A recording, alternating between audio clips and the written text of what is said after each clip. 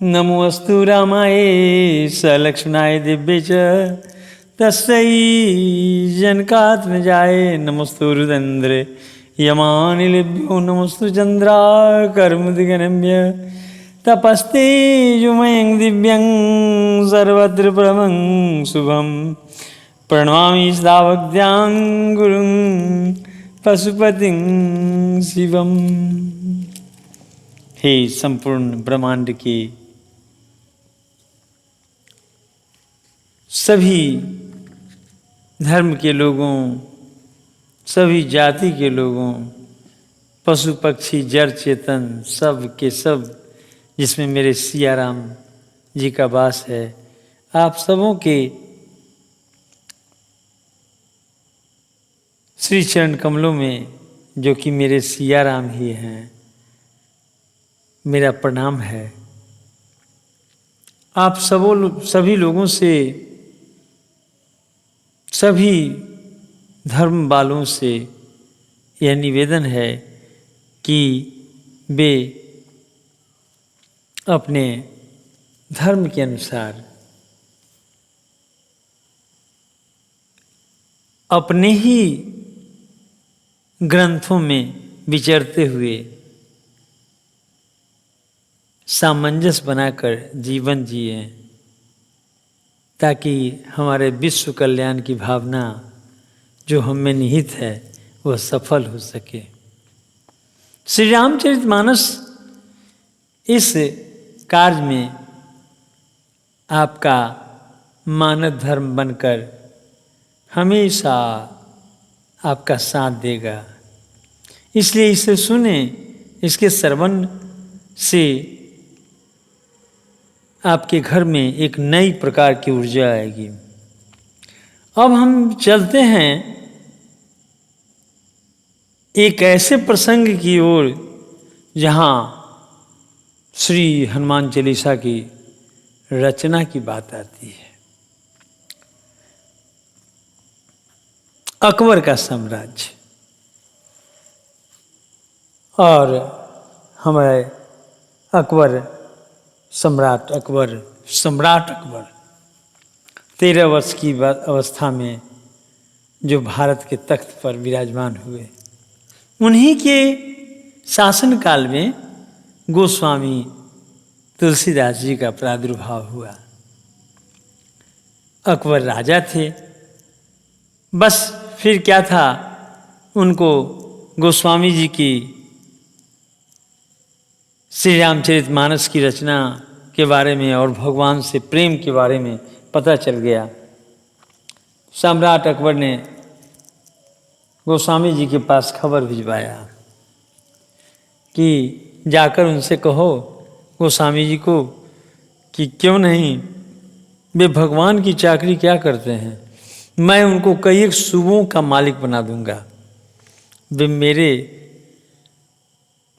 साम्राज्य में चले आए और मेरी बात को माने।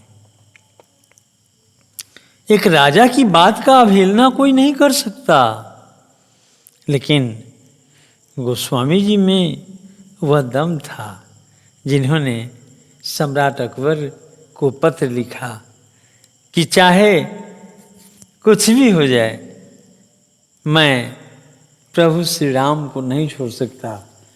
एक सम्राट कि कई सूबों का मालिक बनने से अच्छा है श्री राम का चाकर बन के जीना, दास बन के जीना। सम्राट अकबर के पास जब यह खबर पहुंची तो सम्राट अकबर ने गोस्वामी जी को बंदी बनाकर जेल में डलवा दिया। कई एक बार कलयुग मूर्त रूप यानी मनुष्य का रूप धारण करके गोस्वामी जी को कई एक बार तंग भी किया है। ऐसा हमारे शास्त्र बताते हैं। लेकिन जब गोस्वामी जी जेल में चले गए तो जेल में ही भगवान शंकर की प्रेरणा से गोस्वामी जी ने श्री हनुमान चालीसा की रचना की, और श्री हनुमान चालीसा की रचना ज्यों ही पूरी हुई त्यों ही जेल का सारे द्वार खुल गए और गोस्वामी जी स्वतंत्र हो गए। जब सम्राट अकबर को ये पता चली तो उन्होंने गोस्वामी जी को कहा कि आप साम्राज्य में आप कहीं भी रह सकते हैं और आपको जो भी कुछ कमी हो सीधे सम्राट अकबर के पास खबर भिजवा दीजिए, मैं आपका सारे कमी को पूरा करूंगा। आप स्वतंत्र हैं, आप भगवान की ही चाकरी कीजिए, अकबर की चाकरी करने का कोई जरूरी नहीं है। सम्राट अकबर को भी ऐसा लगा कि अल्लाह ताला है और वही है, एक ही है, कोई दूसरा नहीं है। वही कभी हनुमान बन के, कभी राम बन के, कभी शंकर बन के, कभी विष्णु बन के, कभी अल्लाह ताला बन के, कभी क्राइस्ट ईसा मसीह बन के आते हैं और स्वयं यातना को सहकर संसार को जीने का मार्ग बताकर चले जाते हैं। प्रिय श्रोताओं, बड़ी ही शिक्षाप्रद चीज है, इसको ग्रहण करें कि भगवान के सामने सम्राट अकबर का जो फरमान जारी हुआ था उसे भी गोस्वामी जी ने ठुकरा दिया था। ईश्वर और सम्राट को भी समझ में आ गई कि हाँ, वास्तव में ज्यों ही जेल का फाटक खुल गया और गोस्वामी जी स्वतंत्र हुए, जिस रचना में इतना दम है उसके पढ़ने वाले में कितना दम आएगा मैं नहीं कह सकता। यह अनुभव की बात है। जैसे एक गूंगा को आप मीठा खिला दीजिए और उससे स्वाद पूछिए, गूंगा कोई जवाब नहीं देगा। उसके इशारे से आप पकड़ सकते हैं कि बहुत अच्छा चीज़ है, ऐसा इशारा करके बता सकता है, लेकिन जवाब नहीं देगा। उसी तरह से हनुमान चालीसा क्या है, इस बारे में वही जानेगा जो इसे पढ़ेगा। हम वहाँ चलते हैं जहाँ हमारे बजरंगी बड़े ही विवश थे, समुद्र के किनारे बैठे थे। कारण क्या था? क्योंकि भगवान बजरंगी को बाल रूप में इतनी गुस्ताखियाँ करते रहते थे कि संत महात्माओं का दाढ़ी नोच लेना, जटा उखाड़ लेना, ये सारे कार्यक्रम के कारण संतों ने बाल हनुमान को श्राप दे दिया कि जा तू अपना बल भूल जा। फिर क्या था, हनुमान जी बैठे थे कहाँ? तो लंका जाने के लिए समुद्र के किनारे, और फिर उनकी कोई भी क्रियाकलाप नहीं हो रही थी, समुद्र को निहारे जा रहे थे। उसी समय जामवान जी से उनकी मुलाकात होती है। जामवान जी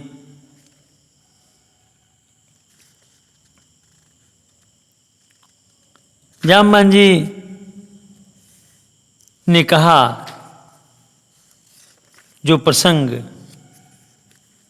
आपको भगवान श्री बजरंगी को जगाता है, कहीं मंगल भवन मंगलहारी उमा सहित जपद्वारी, मंगल भवन मंगलहारी उमा सहित जपद्वारी, कहीं ऋचिपति सुनु हनुमाना,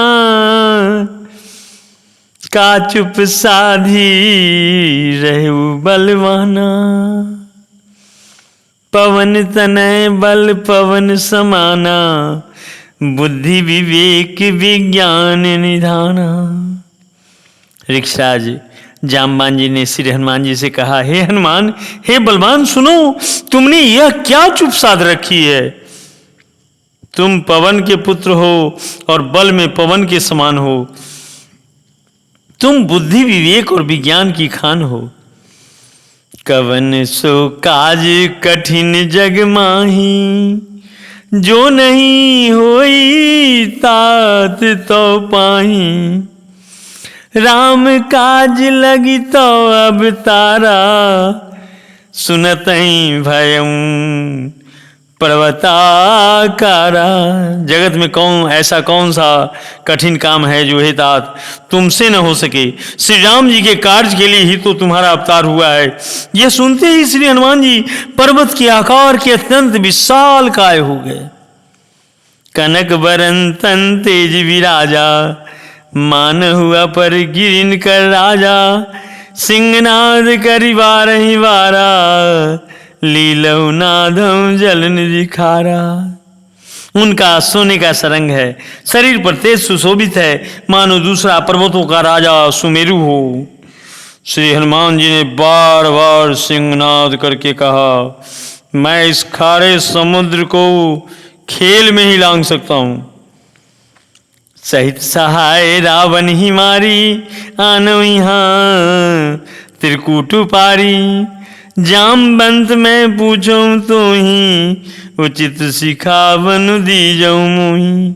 और सहायकों सहित रावण को मारकर त्रिकूट पर्वत को उखाड़ कर यहाँ ला सकता हूँ।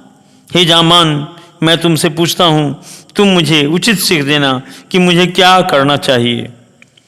इतना करहूँ तात तो जाई, सीता ही देखी कहूँ सुधि आई। तो निज भुज बल राजीव नैना, कौतुक लागी संग कपि सेना। जाम्बा जी ने कहा, हे तात, तुम जाकर इतना ही करो कि सीता जी को देखकर लौट आओ और उनकी खबर कह दो। फिर कमल नयन श्री राम जी अपने बाहुबल से ही राक्षसों का संहार कर सीता जी को ले आएंगे। केवल खेल के लिए ही वे बानरों की सेना साथ लेंगे। प्रिय श्रोताओं, हनुमान जी को मना कर दिया गया। हनुमान जी अपने पूरे फॉर्म में आ गया। अब तो बड़ा मुश्किल हो गया। लेकिन जामवान जी से उन्होंने सलाह मांगी तो जामवान जी ने कहा कि यह जो कार्य है सीता माता का लाना, यह और रावण की लंका को जराना, रावण को मारना, ये सब भगवान के हाथ में है। आप इस काम को नहीं लीजिएगा। ये तो खेल के लिए बानरों की सेना साथ ली जा रही है। इस कार्य के लिए भगवान स्वयं है। मैं बजरंगी का एक और कथा बताता हूँ, ध्यान से सुनिएगा। जंगल में भटकते हुए सीता माता को तब तक रावण हर के ले गया था। वही रावण जिसके बारे में हम खूब बढ़िया चर्चा कर चुके हैं। जय विजय हिरण्याक्ष और हिरण्यकश्यप बने, फिर वही जय विजय रावण और कुंभकर्ण बने। आज रावण सीता माता को हर के ले गया है, ले गया लंका। इतना बड़ा ज्ञानी रावण।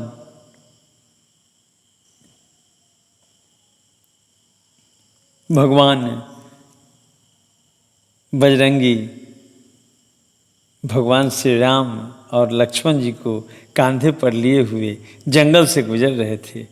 उसी समय बजरंगी की नज़र अपनी माँ पर पड़ी। अंजना माता झूला झूल रही थी। भगवान से कहा कि प्रभु, मैं क्यों न अपनी माँ से मिल लूँ। माता अंजना झूला झूल रही हैं। चले गए अंजना माता के पास। अंजना माता ने हनुमान से पूछा, अरे हनुमान, ये दो राजकुमार कौन हैं? भगवान बजरंगी ने कहा कि माँ, ये अयोध्या के राजा दशरथ के पुत्र हैं, राम लखन, राम और लक्ष्मण। और बड़े भैया राम की पत्नी सीता का अपहरण रावण ने कर लिया है। उसी की खोज में और हम सभी चले हैं। माता अंजना ने कहा, अरे हनुमान, तो इन दो राजकुमार को क्यों लिए हुए परेशान कर रहे हो? इनकी पत्नी का अपहरण कर लिया है तो लंका को पृथ्वी पर से निकाल लो, आकाश में ले जाओ और उसे अपने मुट्ठी से बांधकर इतना चूर्ण कर दो कि उसमें किसी राक्षस का कोई पता आता ही नहीं रहे, और धरती पर चीर दो ताकि उसका अवशेष मिट जाए, और सीता को निकाल के दे दो इस राजकुमार को। लक्ष्मण जी हंस पड़े। लक्ष्मण जी ने हंस दिया। शेषनाग के अवतार हैं हमारे लक्ष्मण जी। हंसने पर अंजना माता ने कहा कि हे लक्ष्मण, बताओ तुम हंसे क्यों? लक्ष्मण जी तो मुकुर गए, बात को कुछ और दिशा देना चाह रहे थे, बदल कर सामने प्रकट करना चाह रहे थे।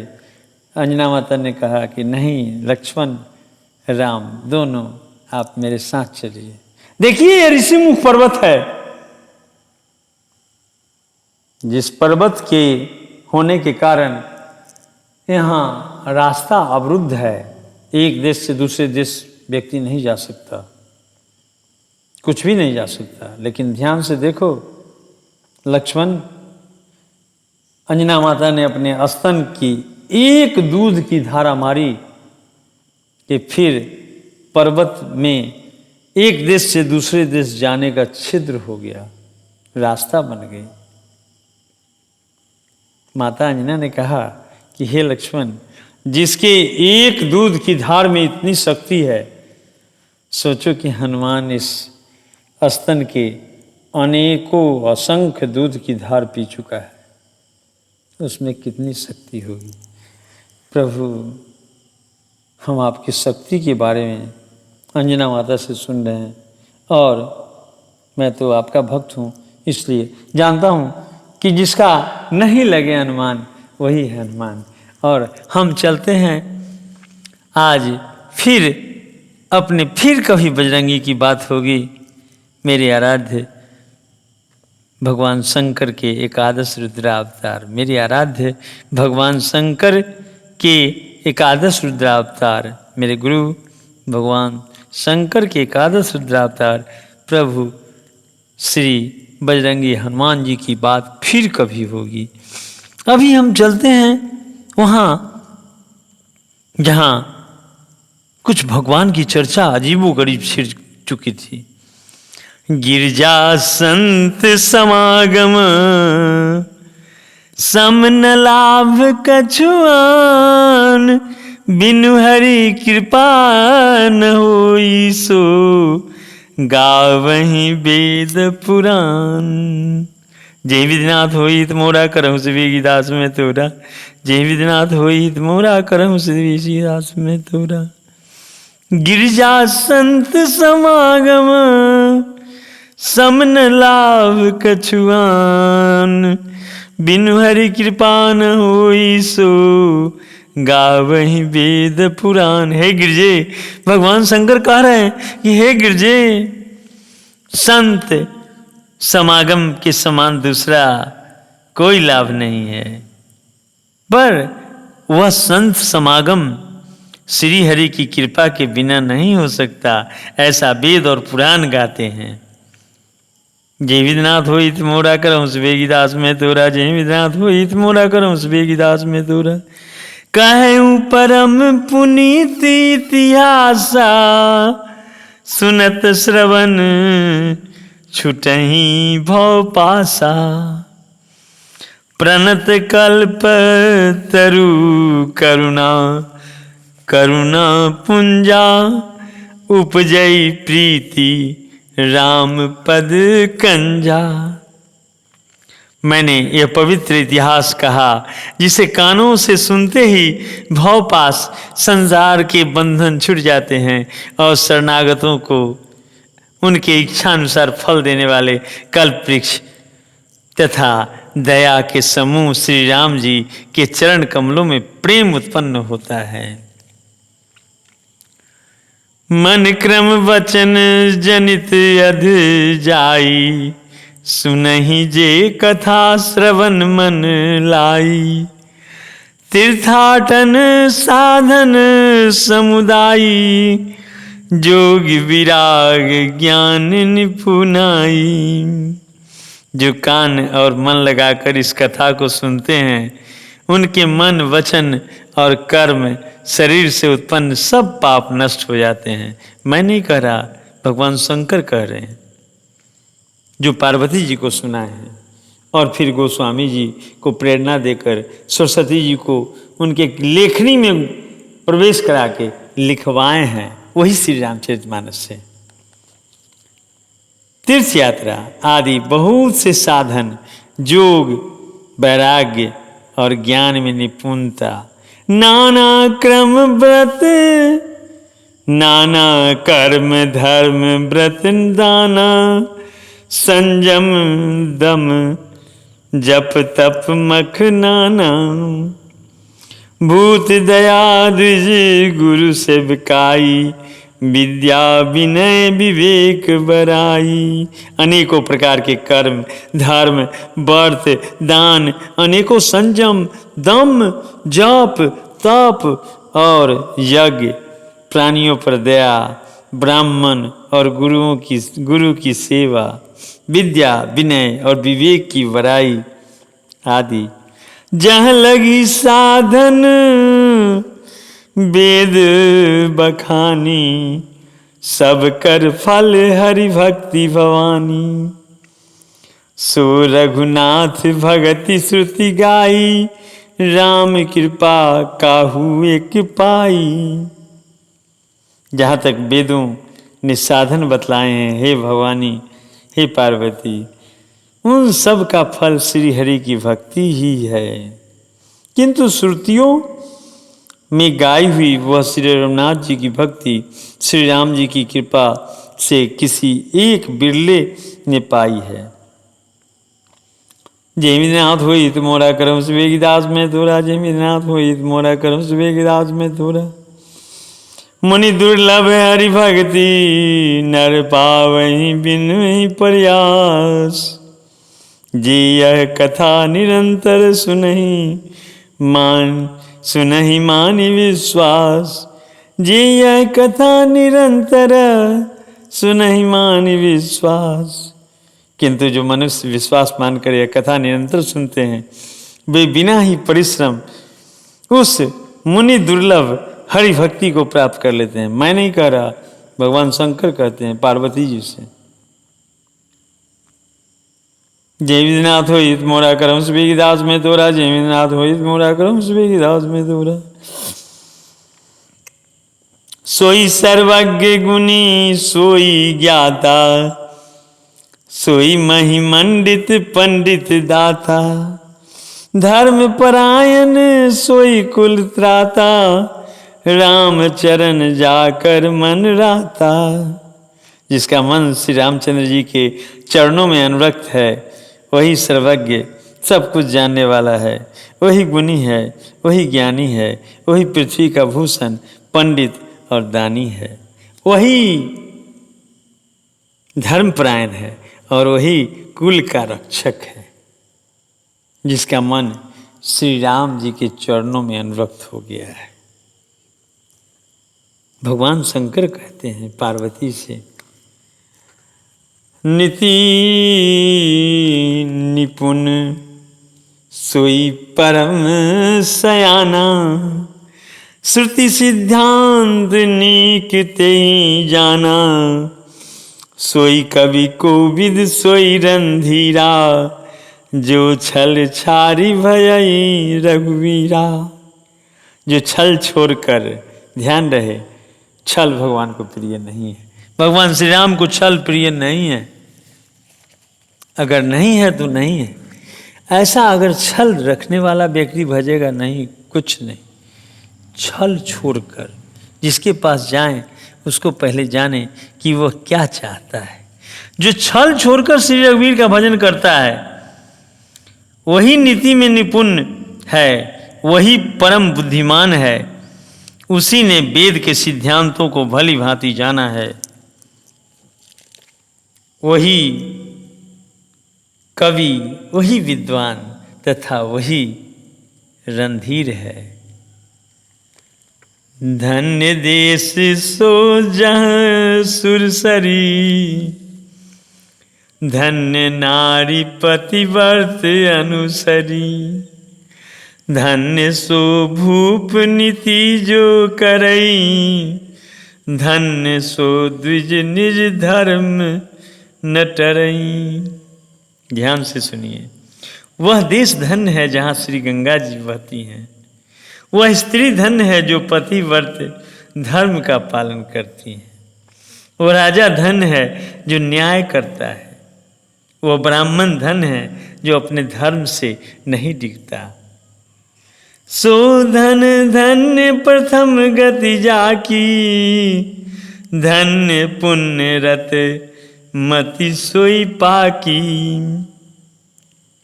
धन्य धरी सोई जब सत्संगा, धन्य जन्म द्विज भक्ति अभंगा। वह धन धन्य है जिसकी पहली गति है, जो दान देने में खर्च होती है। वही बुद्धि धन्य और परिपक्व है जो पुण्य में लगी हुई है। वही घड़ी, वही समय धन्य है जब सत्संग हो, और वही जन्म धन्य है जिसमें ब्राह्मण की अखंड भक्ति हो। धन की 3 गतियां होती है, दान, भोग, नाश। दान उत्तम है, भोग मध्यम है और नाश नीच गति है। जो पुरुष न देता है न भोगता है उसके धन की तीसरी गति होती है, वह नाश हो जाता है। प्रविशि नगर कीजे सब काजा, हृदय राखी कौशलपुर राजा। प्रविशि नगर कीजे सब काजा, हृदय राखी कौशलपुर राजा।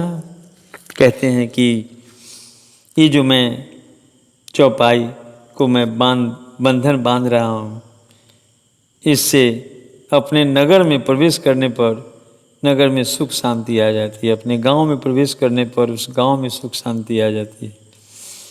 प्रविशि नगर कीजे सब काजा, हृदय राखी कौशलपुर राजा। सो कुल धन्य उमा सुनु, जगत पूज्य सुपुनीत।